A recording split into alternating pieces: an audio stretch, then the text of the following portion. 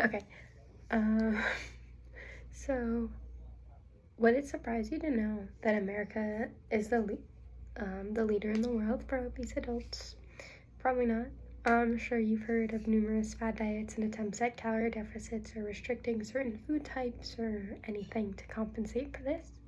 But would it come to surprise to hear the US is also leading the world in chronic illness, cancer, autism, food allergies, and diabetes?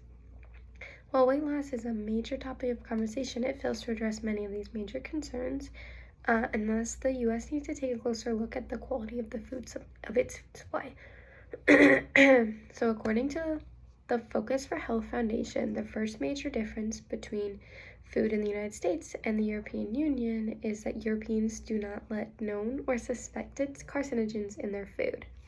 The US needs to be writing stricter health codes and laws to protect its citizens when it comes to food.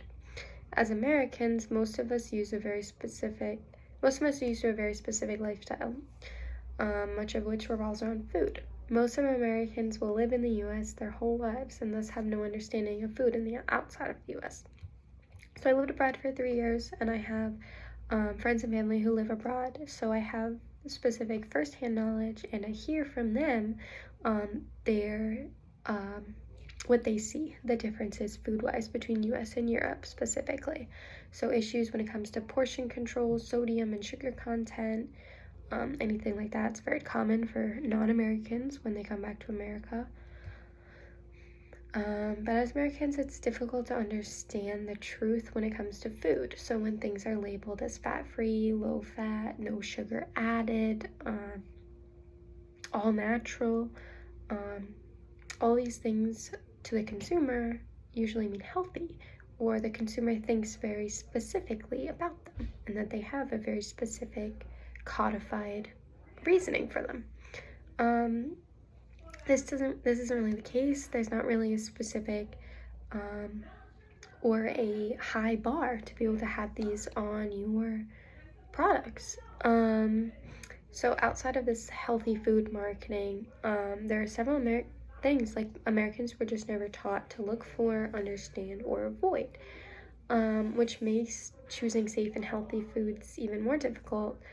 And so this can also be associated with the strong interconnection between the US food culture and like fast food, but it's simply even most any prepackaged foods in the grocery store.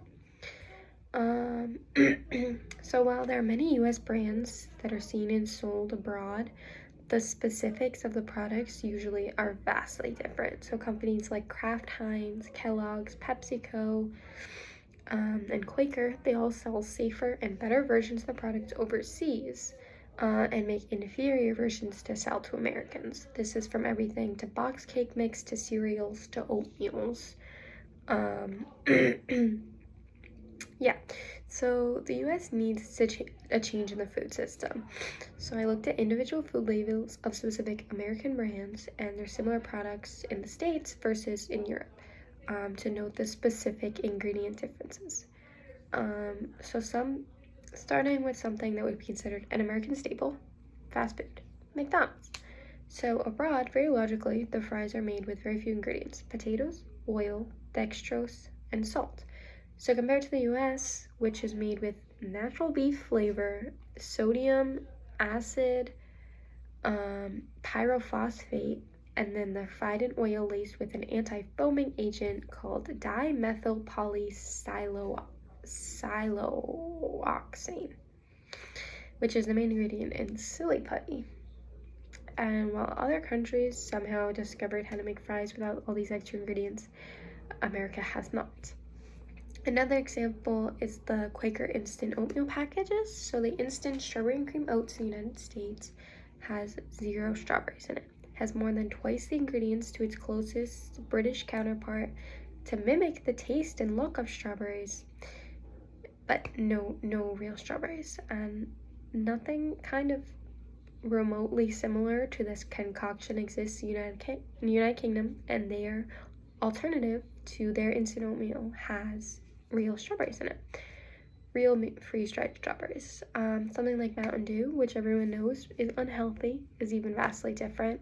The soda in the United Kingdom is colored with beta-carotene, which is a natural color derived from carrots and other produce, giving it the bright yellow color. Mountain Dew in the United States is artificially colored with a petroleum-based dye called yellow number 5. And while artificial colors are disgustingly common in the United States, that doesn't mean they're safe. In fact, they've been linked to several health issues and may be contaminated with carcinogens. And on top of that, this soda includes brominated vegetable oil, which is an ingredient banned in Europe. So if you're questioning why these companies don't just sell safer products in the United States like they do in Europe, it's because they don't have to. Europe utilizes the precautionary principle approach when it comes to food and additives, which could be potentially risky. So you know the phrase better to be safe than sorry, basically.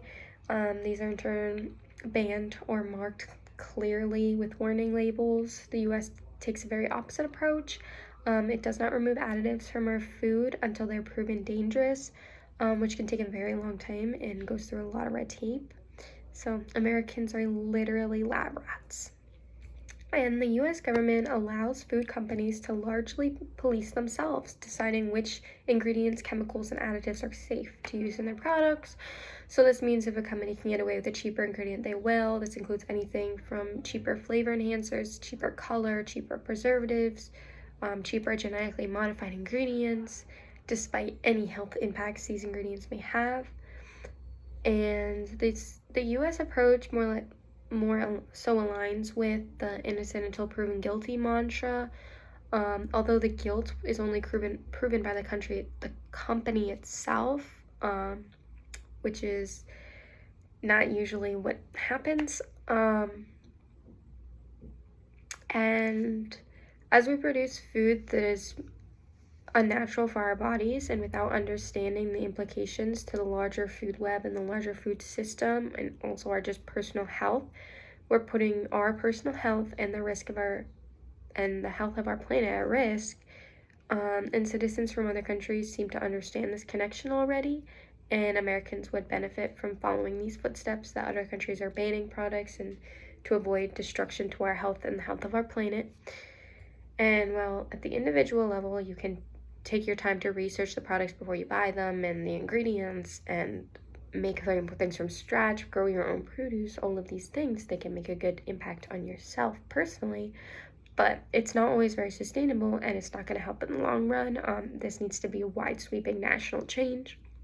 Even in conjunction with those individual actions you're taking, it's a necessity to write to or call your local state government and have them strictly regulate farmers and manufacturers within your states, and to call your senators and representatives to adjust the markets nationally, because if these companies can and do create these safe and healthy products, why don't they do that for the United States?